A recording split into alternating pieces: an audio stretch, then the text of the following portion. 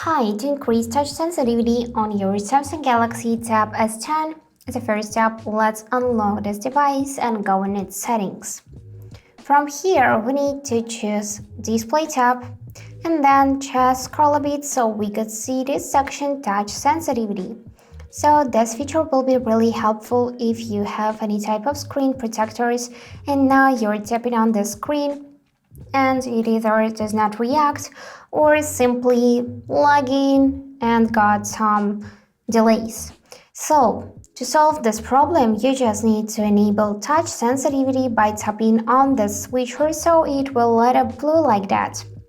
And now we just increased touch sensitivity.